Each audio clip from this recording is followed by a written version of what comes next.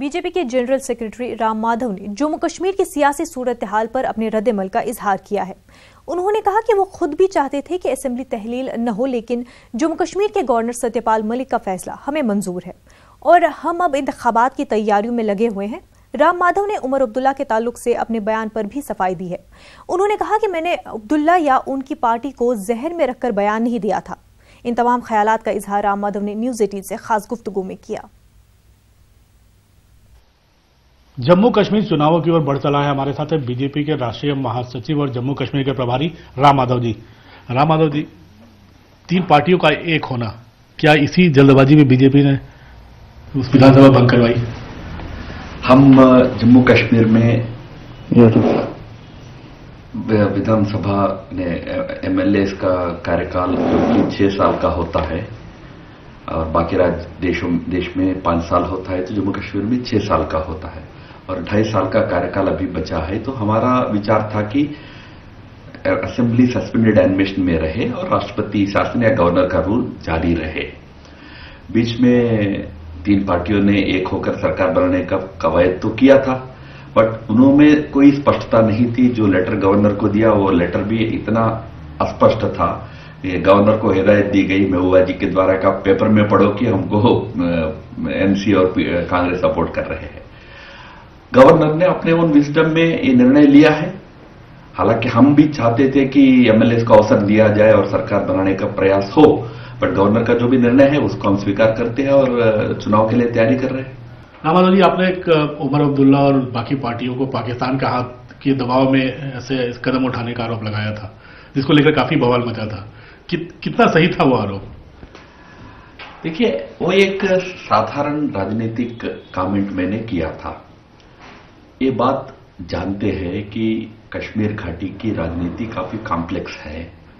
दिल्ली में बैठकर जिस हम इनोसेंस से सोचते हैं उस प्रकार का वहां की राजनीति नहीं होती है, ये सभी दल जानते हैं। वो जो मेरा बयान था उसको उमर अब्दुल्ला साहब ने एकदम व्यक्तिगत लिया था। उन्होंने गुस्से से कुछ रिएक्ट भी किया। मैंने भी सोचा कि क्योंकि एक अच्छे राजनीतिक माहौल में ही बहस चलना चाहिए। जब वो विषय होता हो तो हम दिल्ली में रहने वालों को पॉलिटिकल करेक्टनेस का सम्मान करना पड़ता है। तो पॉलिटिकल करेक्टनेस को ध्यान में रखते हुए और एक सिविल बहस हो, इसकी दृष्टि से मैंने कहा कि ठीक है, आप इतना आग्रह से कह रहे हैं तो मैं वापस लेता हूं।